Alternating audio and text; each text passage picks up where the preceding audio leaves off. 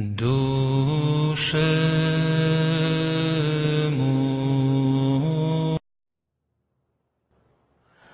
Atas nama Bapa dan Putra dan Roh Kudus, amin. Shalom Aleichem bersama Masia. Selamat bertemu kembali saudara dengan saya, Archimandrit Romo Daniel Biantoro, pendiri dan ketua umum dari Gereja Ortodoks Indonesia. Kita akan kembali kepada acara kita, yaitu kita akan menjawab pertanyaan-pertanyaan dari saudara-saudara yang telah sampai kepada kami.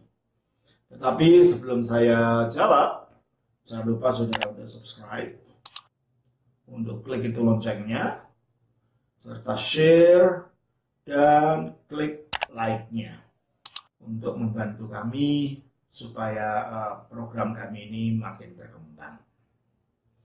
Nah, kalau saudara juga terbeban untuk membantu pelayanan ini, saudara bisa mengirimkan persembahan kepada kami melalui nomor rekening yang tertera di video ini.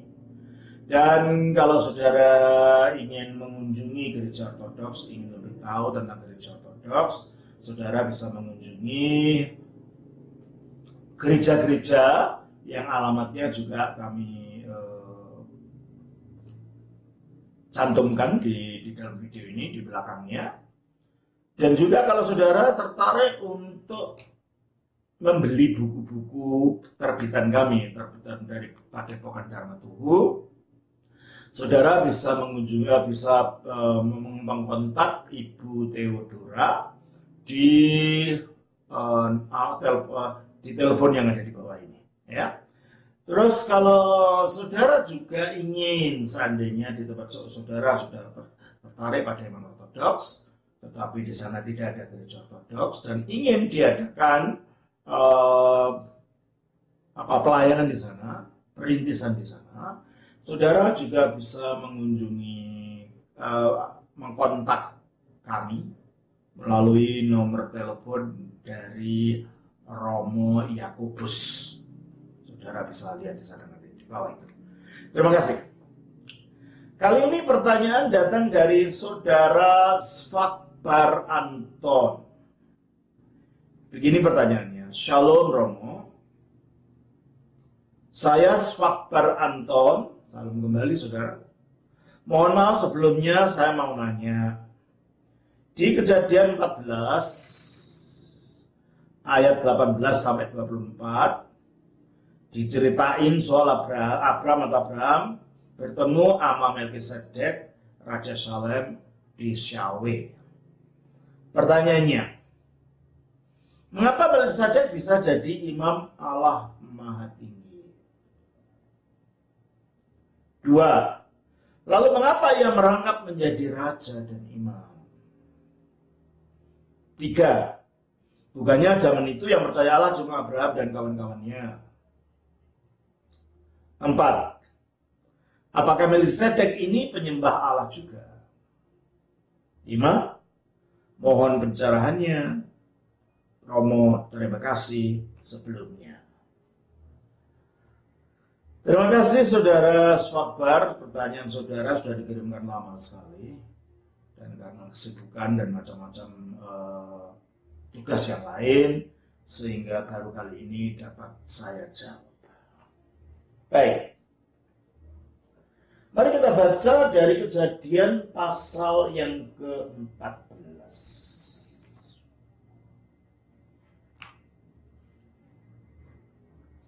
Di dalam Kejadian pasal yang ke-14 ayatnya yang ke-18 sampai 20 sajalah, nggak usah sampai pasal 24, ayat 24. Kita baca demikian. Kejadian pasal 14 ayatnya 18 sampai dengan ayat yang ke-20.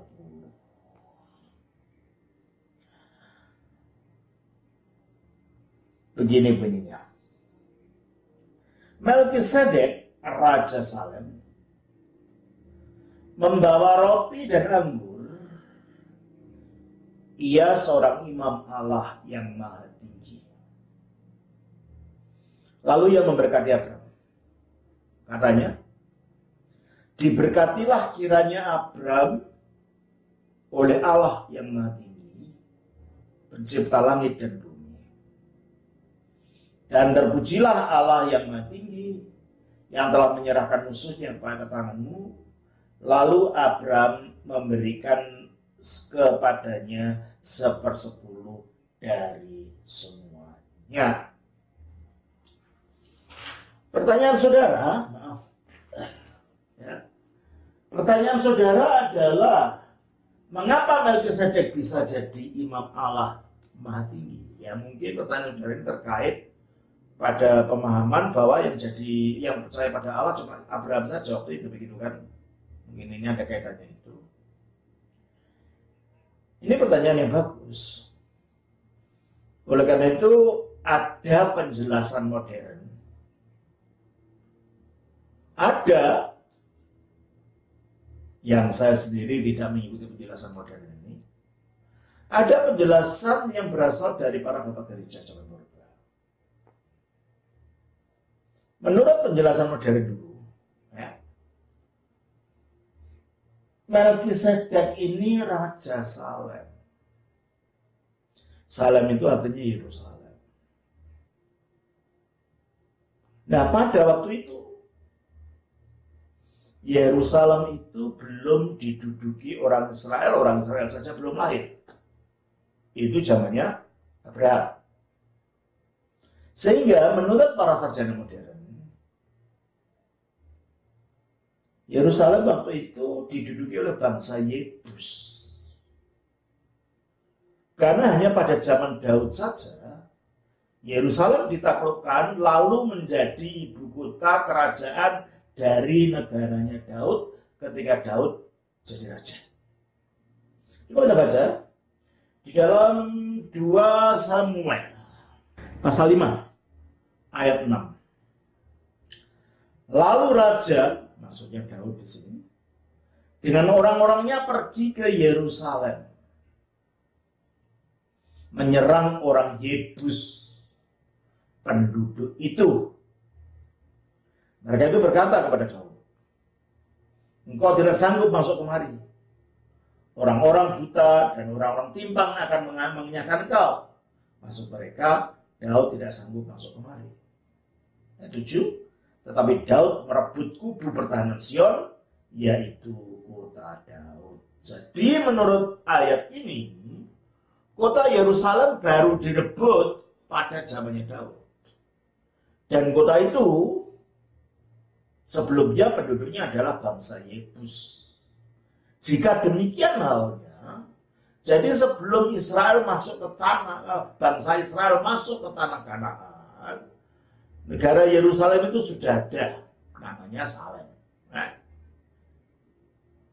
Dan yang menjadi penduduk daripada kota Yerusalem ini adalah bangsa Yebus. Kalau begitu, kata pemahaman modern ini, jadi Melkisedek itu raja bangsa Yebus yang sekaligus adalah imam dari bangsa Yebus itu. Nah, dia menjadi imamnya Allah yang Maha Tinggi, El Elyon. Kata mereka itu Allahnya bangsa Kanaan. Jadi kalau begitu,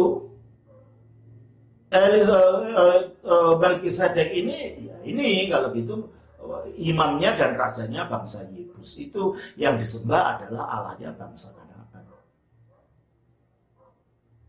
Nah, kelihatannya masuk akal juga. Tapi ini secara iman jadi bermasalah. Karena permasalahannya Abraham yang adalah penyembah Allah yang esa, yang seperti saudara sudah tunjukkan tadi. Bukankah waktu itu yang menyembah Allah hanya Abraham saja, betul? Bagaimana Abraham itu menyembah Allah yang esa bisa memberikan persepuluhan kepada imam berhala? Imamnya Dewa El Elyon tadi, Allah yang Maha Tinggi tadi. Imamnya, agamanya bangsa Yebus. Jadi ada kesulitan. Oleh karena itu, saya tahu teori ini, tetapi saya tidak mengikuti teori ini. Saya lebih baik mengikuti pemahaman para bapak gereja purba yang menganggap bahwa Melkisedek ini adalah salah satu dari teofani. Teofani itu apa? Dari kata theos, Allah artinya. Fania artinya penampakan, yaitu penampakan ilahi. Berulang-ulang dalam perjanjian lama Allah menampakkan diri. Dan Alkitab mengatakan di dalam Yohanes pasal 1 ayat 18, tidak seorang pun yang pernah melihat Allah. Jadi kalau tidak ada seorang pun yang pernah melihat Allah, berarti mulai dari Adam sampai nabi terakhir dalam perjanjian lama, Nabi Maleakhi, ya mereka tidak pernah melihat Allah, maksudnya Allah Bapa yang dimaksud di sini. Tidak seorang pun yang pernah melihat Allah, tetapi anak tunggal Allah yang ada di pangkuan Bapa, itulah firman-Nya Bapa itu. Yang ada di pangkuan Bapa artinya dekat berada di dalam Bapa itu, dialah yang menyatakannya. Jadi yang menyatakan Bapa itu adalah anak tunggal Allah atau firman Allah yang satu-satunya itu, sehingga setiap kali ada penampakan Allah dalam perjanjian lama, itu bukan sang Bapa yang menampakkan diri, tetapi firman-Nya. Sehingga dengan demikian, termasuk Melkisedek ini adalah penampakan dari firman Allah sebelum jadi manusia. Yang ketika jadi manusia, dia bernama Yesus Kristus. Oleh karena itu, di samping penampakan yang disebut sebagai teofani, penampakan ilahi, ini juga disebut sebagai kristofani, penampakan Kristus. Nah, mari kita baca lagi. Nah, kalau ini merupakan teofani, maka dapat kita mengerti mengapa Abraham itu memberikan persembahan kepadanya, yang menunjukkan dia kedudukannya lebih tinggi dari Abraham, sang penerima janji itu. Dari Abraham, bapak orang beriman itu. Dan ini dapat mengerti kalau ini memang penampakan Kristus. Bahwa dia itu lebih tinggi dari Abraham karena dia itu penampakan Kristus. Oleh karena itu kita baca di sana Kejadian pasal yang ke-14 ayatnya yang ke-18 tadi. Melkisedek Raja Salem membawa roti dan anggur. Perhatikan ini. Tidak ada imam itu untuk korbannya membawa roti dan anggur. Kalau imam perjanjian lama, yang membawa roti dan anggur itu mengingatkan perjamuan kudus yang nanti akan ditetapkan oleh Yesus Kristus pada waktu ia datang ke dunia. Oleh karena itu para bapak gereja melihat, ajaran gereja juga melihat ini sebagai teofani dari Kristus atau teofani dari firman Allah sebelum dia menjadi manusia. Melkisedek Raja Salem membawa roti dan anggur. Ia seorang imam Allah yang maha tinggi.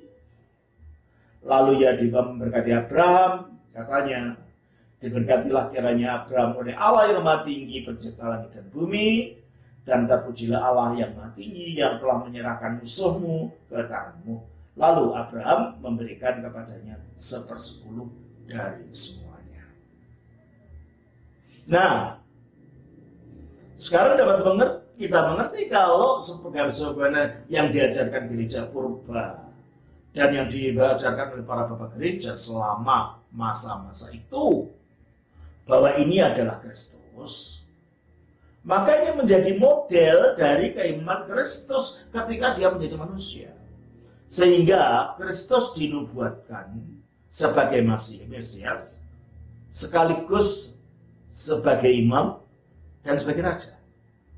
Kita baca di dalam Mazmur pasal yang ke-110, ayatnya yang mulai saja ayat 1. Demikianlah firman Tuhan kepada Tuanku. Maksudnya Demikianlah firman Yahweh kepada Adonaiku, kepada Tuhanku. Tuhan dalam pengertian penguasa ya. Duduklah di sebelah kananku. Ini kan berbicara tentang Kristus yang duduk di sebelah kanan Bapa. Sampai ku buat musuh-musuhmu menjadi kakimu. Tongkat kekuatanmu akan diulurkan Tuhan dari Sion. Memerintahlah di antara musuhmu. Nah, ini nubuat tentang Mesias. Mesias itu raja, keturunan Daud. Pada hari tentaramu, bangsamu merelakan diri untuk maju dengan beriaskan kekudusan dari kandungan fajar, tampil bagimu keremajaanmu seperti embun. Jadi di sini Mesias itu dinubuatkan sebagai raja, lalu Tuhan telah bersumpah dan tidak akan menyesal. Engkau adalah imam untuk selama-lamanya menurut Melkisedek. Ternyata Raja Mesias yang dijanjikan itu dinubuatkan juga akan menjadi imam. Kira-kira kenapa begitu?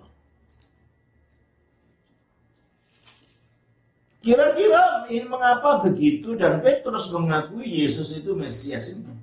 Coba kita baca di dalam Matius pasal yang ke-16.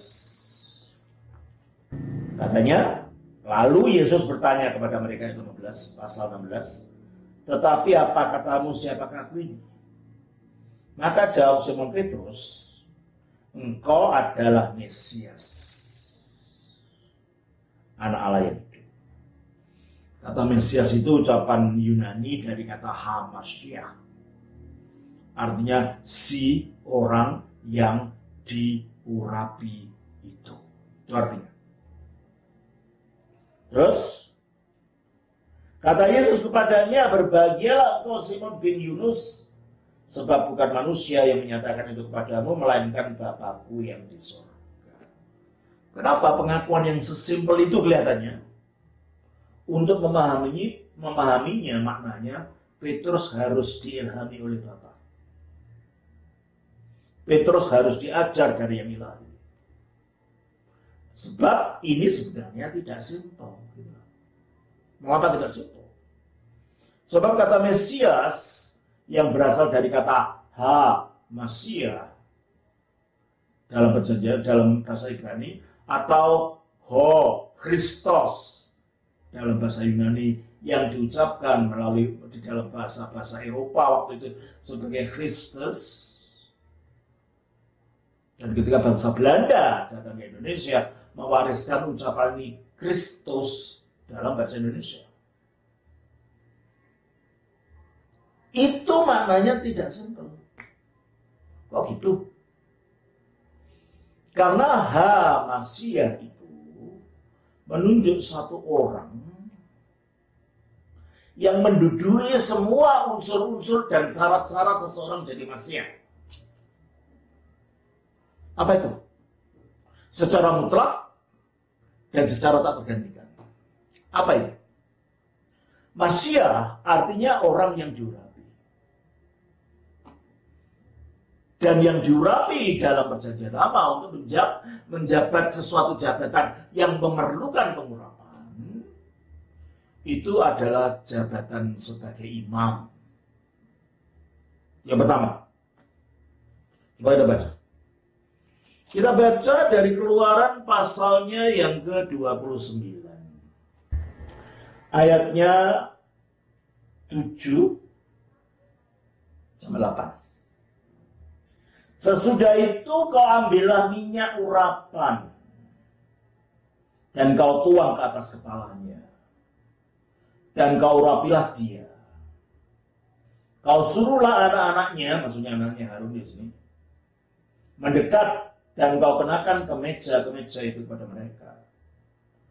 Kau ikatkanlah ikat pinggang kepada mereka, kepada Harun dan anak-anaknya, dan kau lilitkanlah destar itu kepada kepala mereka, maka mereka lah yang akan memegang jabatan imam. Itulah suatu ketetapan untuk selama-lamanya. Demikianlah engkau harus mentahbiskan Harun dan anak-anaknya. Jadi untuk menjadi imam dalam perjanjian lama yang mempersembahkan kurban di hadapan Allah, itu orang perlu diurapi. Itu satu. Imam itu perlu pengurapan. Jadi setiap imam besar di Israel itu adalah seorang Masyiah. Seorang yang diurapi. Setiap imam besar dalam perjanjian lama itu seorang Masyiah. Yang kedua, yang perlu diurapi adalah jabatan menjadi raja. Ya. Kita baca dari 1 Samuel 10 ayat 1. Lalu Samuel mengambil buli-buli berisi minyak, dituangnyalah ke atas kepala Saul, diciumnyalah dia sambil berkata, bukankah Tuhan telah mengurapi engkau menjadi raja atas umat Israel? Engkau akan memegang tampuk pemerintahan atas umat Tuhan. Dan engkau akan menyelamatkan dari tangan musuh-musuh di sekitarnya.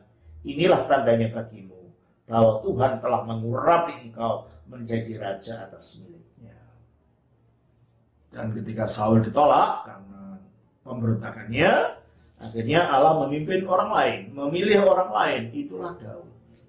Dan ketika Daud akan jadi raja pun sama, diurapi juga. Kita baca 1 Samuel 16 ayat 13. Samuel mengambil tabung tanduk yang berisi minyak itu dan mengurapi Daud di tengah-tengah saudara-saudaranya. Sejak hari itu dan seterusnya berkuasalah roh Tuhan atas Daud. Lalu berangkatlah Samuel menuju Rama. Jadi menjadi raja itu juga diurapi. Jadi setiap raja keturunan Daud di Israel itu adalah seorang Masyiah. Setiap imam besar di Israel itu juga seorang Masyiah. Dan juga kita baca lagi dalam 1 Raja-Raja 19 ayat yang ke-16. Juga Yehu cucu Nimsi haruslah kau urapi menjadi raja atas Israel, dan Elisa bin Safat dari Abel Mehola harus kau urapi menjadi nabi menggantikan kau. Juga kita baca di dalam Mazmur 105 ayatnya 15. Jangan mengusik orang-orang yang kuurapi, dan jangan berbuat jahat kepada nabi-nabiku. Jadi nabi-nabi itu adalah orang yang diurapi. Jadi kalau begitu, setiap nabi di Israel itu adalah seorang Masyiah. Setiap raja itu seorang Masyiah. Setiap imam besar itu juga seorang Masyiah. Tapi mereka bukan Masyiah. Bukan. Mereka bukan si orang yang diurapi itu. Bukan. Karena kalau menjadi Masyiah, berarti satu orang merangkap 3 jabatan ini. Dia itu imam, dia itu raja, dia itu nabi. Dan bukan saja dia harus merangkap 3 jabatan ini sekaligus, dia memilikinya secara mutlak. Tidak bisa digantikan oleh siapapun. Yang berarti dia tidak boleh mati. Sebab kalau mati nanti diganti orang. Maka seorang Masyiah itu harus hidup kekal, memiliki 3 jabatannya sekaligus secara serempak di dalam kemutlakannya. Nah, karena itu, jikalau Raja Mesias yang dijanjikan di dalam Mazmur 110 ayat 5 tadi menjadi kenyataan, dia juga harus imam. Itulah sebabnya Raja Mesias yang raja ini dikatakan engkau akan menjadi imam menurut aturan Melkisedek. Mengapa harus aturannya Melkisedek? Sebab Mesias Melkisedeklah yang imam dan raja sekaligus. Yang pertama. Yang kedua, Melkisedek menjadi imam bukan karena lantaran aturan yang dikenakan di dalam Taurat, yaitu harus dari keturunan Lewi. Sebab kalau dari keturunan Lewi, Sang Kristus Yesus tidak bisa jadi imam sebab dia orang Yahuda, gitu loh. Makanya kalau dia bisa jadi imam, harus dari keturunan yang bukan Yahuda. Yang lain berarti bukan mengikuti Taurat.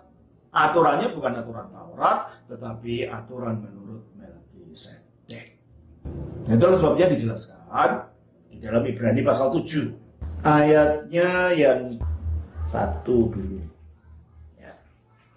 Sebab Melkisedek adalah Raja Salem, ya kan? Dan Imam Allah yang Maha Tinggi. Ia pergi menyongsong Abraham ketika Abraham kembali dari mengalahkan raja-raja dan memberkati dia. Kepadanya pun Abraham memberikan 1/10 dari semuanya. Menurut arti namanya, Melkisedek adalah pertama-tama raja kebenaran. Melki itu dari kata malak, raja, sama dengan bahasa Arab malik. Dan sedek itu artinya orang sadik, orang yang benar, orang yang hidupnya dalam sesuai dengan hukum-hukum ilahi. Yang sama dengan bahasa Arab sodik. Jadi kalau Melkisedek itu terjemahkan dalam bahasa Arab artinya al-malikus sodik. Raja yang betul-betul benar hidupnya. Menurut arti namanya, Melkisedek adalah pertama-tama raja kebenaran dan juga Raja Salem. Salem itu sama dengan shalom, sama dengan salam. Artinya damai atau damai sejahtera. Maka dikatakan kalau dia adalah Raja Salem, yaitu Raja Damai Sejahtera.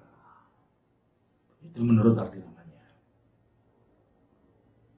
Ia tidak berbapak. Kenapa?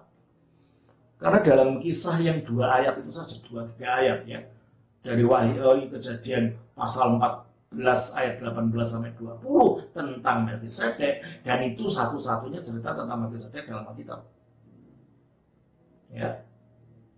Di dalam Kisah 3 ayat itu tidak diceritakan bapaknya Melkisedek itu siapa. Nggak ada kan? Muncul-muncul sudah imam gitu aja. Nggak ada bapaknya, maka dikatakan ia tidak berbapak. Demikian juga tidak ada ceritanya ibunya siapa, dia lahir dari siapa. Dalam 3 ayat dalam Kisah Melkisedek itu tidak ada ceritanya, maka dikatakan ia tidak beribu. Juga tidak ada silsilahnya. Kalau yang lain-lain kan banyak silsilah, ini memperkenalkan ini dari mana kan gitu dalam Alkitab itu. Itu tidak ada cerita tentang keturunan silsilah dari Melkisedek itu, maka dikatakan tidak bersilsilah. Juga dalam cerita itu tidak ada cerita kapan dia lahir, nggak ada kisah kelahirannya, maka dikatakan harinya tidak berawal. Muncul-muncul sudah imam, kapan lahirnya nggak ada ceritanya, maka harinya tidak berawal. Juga tidak ada ceritanya kapan Melkisedek mati, nggak ada. Setelah berkati Abraham sudah nggak ada ceritanya, ya. Maka dikatakan harinya tidak berawal dan hidupnya tidak berkesudahan. Jadi ini akhirnya menjadi semacam alegori tentang kekekalan tanpa lahir, tanpa mati, tanpa bapak, tanpa ibu, tanpa silsilah, itu kan.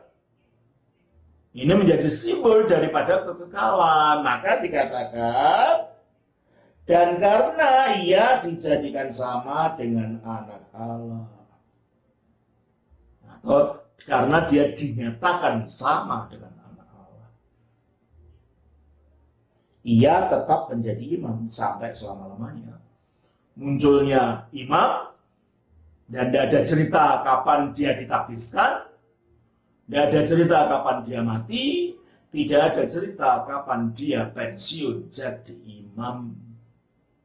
Jadi keimamannya itu keimaman selama-lamanya. Sampai dari nenek moyang kita yang paling awal ketika baca 3 ayat itu ya ceritanya gitu. Dia sudah imam, tidak tahu kapan ditakbiskan, dia tidak pernah pensiun jadi imam karena tidak ada ceritanya kapan berhenti. Sampai anak kita paling akhir nanti ya tetap itu ceritanya. Makanya dia menjadi imam selama-lamanya.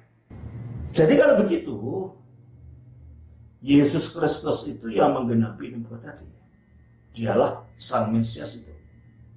Ayat 8. Camkanlah betapa besarnya orang itu. Maksudnya Melkisedek itu. Yang kepadanya Abraham, bapa leluhur kita, memberikan per-10 dari segala rampasan yang paling baik. Dan mereka dari anak-anak Lewi yang menerima jabatan imam mendapat tugas menurut Taurat untuk memungut persepuluhan dari umat Israel. Nah, kalau orang Lewi itu menerima perpuluhan dari orang Israel. Sekarang Abraham itu nenek moyangnya orang Lewi. Dengan kata lain, Lewi itu masih dalam kandungannya Abraham gitu. Dan Abraham memberi perpuluhan, berarti Melkisedek lebih tinggi dari Lewi karena dalam dirinya Abraham, Lewi juga memberikan perpuluhan. Itu argumentasinya di sini. Ya, terus saya baca lagi. Dan mereka dari anak-anak Lewi yang menerima jabatan imam mendapat tugas menurut hukum Taurat untuk memungut persepuluhan dari umat Israel, yakni dari saudara-saudara mereka, sekalipun mereka ini juga adalah keturunan Abraham. Tetapi Melkisedek yang bukan keturunan mereka memungut persepuluhan dari Abraham dan memberkati dia, walaupun Abraham ini adalah pemilik janji. Gitu loh. Berarti argumentasinya kalau gitu, Melkisedek lebih tinggi dari keimaman Harun gitu loh. Melkisedek lebih tinggi daripada Abraham karena Abraham memberi perpuluhan. Imam Harun anaknya Abraham, di dalam diri Abraham, Imam Harun dan orang Lewi lainnya juga memberikan persembahan melalui Abraham kepada Melkisedek. Jadi kalau gitu, keimaman Melkisedek itu lebih tinggi dari keimaman Harun. Ya, makanya dikatakan memang tidak dapat disangka itu bahwa yang lebih rendah diberkati oleh yang lebih tinggi. Dan di sini manusia-manusia fana menerima persepuluhan, maksudnya orang-orang Lewi. Dan di sana maksudnya Melkisedek, yang tentang dia diberi kesaksian bahwa ia hidup karena tidak ada cerita matinya. Ya. Maka dapatlah dikatakan bahwa dengan perantaraan Abraham dipungut juga persepuluhan dari Lewi yang berhak menerima persepuluhan, sebab ia masih berada dalam tubuh bapak leluhurnya, yaitu dalam Abraham, ketika Melkisedek menyongsong bapak leluhurnya itu. Jadi ini argumentasinya bahwa keimaman menurut Melkisedek itu lebih tinggi dari keimaman menurut Lewi dan Harun. Karena itu, ayat 11, andai kata oleh imamat Lewi, maksudnya Harun ya, imamatnya bangsa Yahudi, telah tercapai kesempurnaan, sebab karena imamat itu umat Israel telah menerima Taurat. Jadi kitab Taurat terkait dengan keimamatannya. Gitu. Orang Israel harus menuruti Taurat sebab Taurat itu kaitannya dengan keimamatan Harun. Sebab apa? Intinya Taurat ibadah di dalam perkemahan suci. Dan kemah suci itu bisa dilakukan oleh imam yang adalah keturunan Harun. Jadi nggak bisa dipotol, dilepas, itu nggak bisa. Hukum Taurat terkait dengan hukum keimaman tentang Harun. Karena intinya hukum Taurat itu ibadah di bait Allah. Terus Karena itu andai kata oleh imamat Lewi telah tercapai kesempurnaan, sebab karena imamat itu umat Israel telah menerima Taurat, apakah sebabnya masih perlu seorang lain ditetapkan menjadi imam besar menurut peraturan Melkisedek? Ya kan, Taurat kan sudah diberikan sebelum Daud pada zamannya Musa. Loh, kok Daud menubuatkan akan ada imam lagi menurut peraturan Melkisedek dalam Mazmur 110 ayat 5 atau 45 tadi. Nah, kalau itu Taurat Musa sudah sempurna yang terkait dengan imamat Harun, kenapa harus ada nubuat tentang imamat yang baru? Ya, imamat menurut Melkisedek. Maka dipertanyakan, apakah sebabnya masih perlu seorang lain ditetapkan menjadi imam besar menurut peraturan Melkisedek, dan yang tentang dia tidak dikatakan menurut peraturan Harun? Nah, itu kan, padahal imamat itu harus mengikuti peraturan Harun. Sebab jikalau imamat berubah dari Harun ke Melkisedek, dengan sendirinya akan berubah pula hukum Taurat itu. Artinya kalau kita bukan di bawah imamat Taurat, kita tidak dikungkung oleh hukum Taurat. Hukumnya hukum lain gitu, hukum kasih karunia, sebab imamnya imam lain. Kita bukan di bawah imamat Harun, berarti kita bukan di bawah hukum Taurat itu, tetapi kita di bawah keimaman Melkisedek. Dan menurut ayat ini, jikalau imamat berubah, dengan sendirinya akan berubah pula hukum Taurat. Sebab ia yang dimasukkan di sini termasuk suku lain. Maksudnya ia di sini adalah Kristus, ya. Dan dari suku ini tidak ada seorang pun yang pernah melayani di Mesbah menjadi imam maksudnya. Sebab telah diketahui semua orang bahwa Tuhan kita berasal dari suku Yehuda. Dan mengenai suku itu, Musa tidak pernah mengatakan sesuatu apapun tentang imam-imam. Jadi kalau gitu, syaratnya jadi imam menurut Melkisedek itu apa? Kalau menurut Taurat harus keturunan Harun, orang Lewi semua. Tapi kalau mengikuti Taurat, ya Yesus tidak mungkin jadi imam. Gitu. Makanya ada keimaman lain yang syaratnya berbeda. Ya. Dan hal itu jauh lebih nyata lagi. Ya, kalau ada imam di luar suku Lewi, syaratnya menjadi nyata gimana? Dan hal itu jauh lebih nyata lagi jikalau ditetapkan seorang imam lain menurut cara Melkisedek, bukan caranya Harun. Nah, cara Melkisedek itu apa? Ayat 16. Yang menjadi imam bukan berdasarkan peraturan manusia, artinya turun-temurun dari Harun, tetapi berdasarkan hidup yang tidak dapat binasa. Yaitu yang digambarkan dalam Melkisedek itu, kita tidak tahu kapan ditapiskan jadi imam. Kita tidak tahu kapan dia pensiun jadi imam. Jadi keimamannya berdasarkan hidup yang tidak ada awal, tidak ada akhir, yaitu hidup yang tidak dapat binasa. Yesus pun begitu.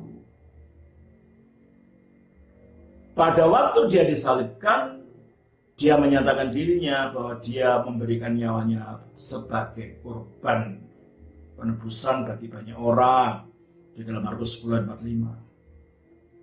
Jadi pada waktu dia mati disalib, salib itu adalah mesbahnya, tubuh itu korbannya, derita itu api yang membakarnya. Kristus jadi korban. Nah, kalau korban perjanjian lama, setelah binatang itu dikorbankan, dibakar, habis jadi abu, dibuang, Kristus tidak.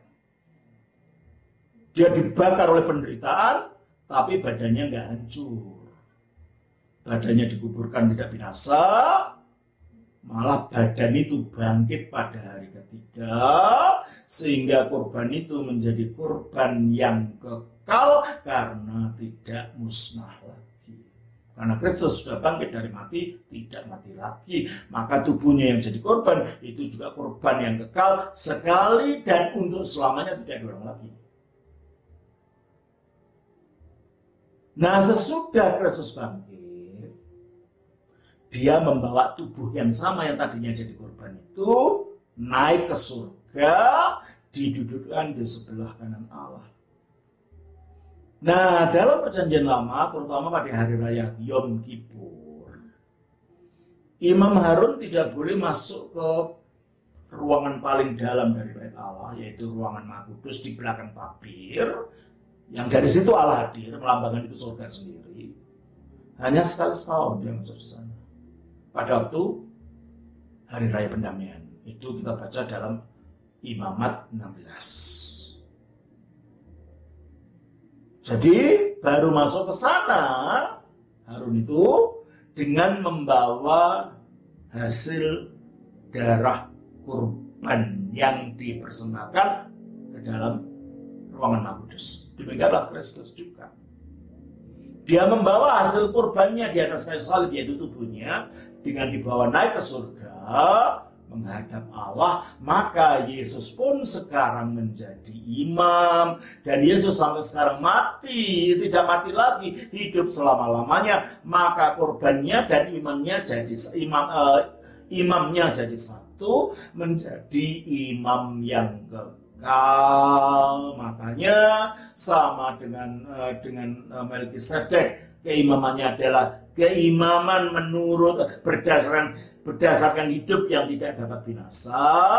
Demikianlah keimaman Kristus juga dengan naik ke surga berdasarkan hidup yang tidak dapat binasa. Itu sebab tubuh Kristus sudah mati, tidak dapat mati lagi. Kita baca di dalam Roma pasal yang Roma 6 ayat 9 dikatakan, karena kita tahu bahwa Kristus sesudah ia bangkit dari antara orang mati tidak mati lagi, maut tidak berkuasa lagi atas dia.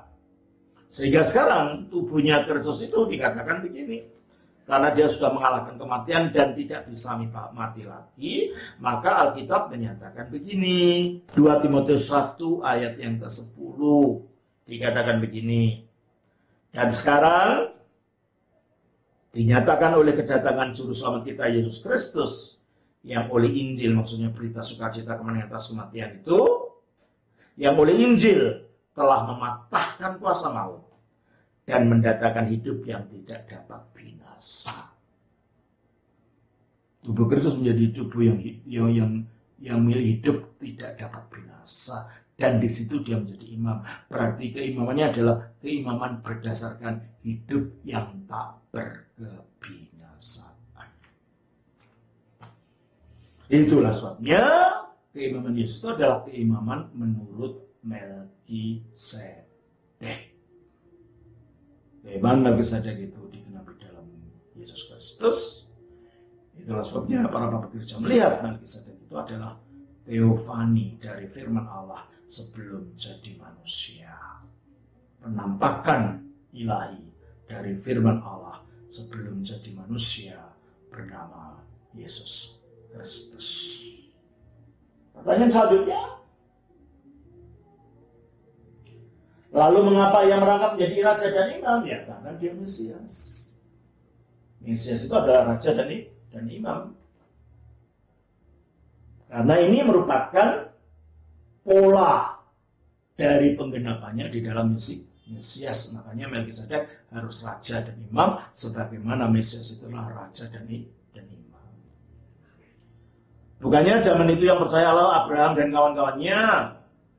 Ya betul, oleh karena itu kita tidak mengikuti tafsiran modern. Kita tidak percaya bahwa Melkisedek itu adalah imam dewa El Elyon, dewa Kanaan. Kita percaya ini sebagai penampakan daripada Kristus sebelum menjadi manusia. Apakah Melkisedek ini penyembah Allah juga? Dia firman-Nya Allah. Ya, dia satu dalam Allah.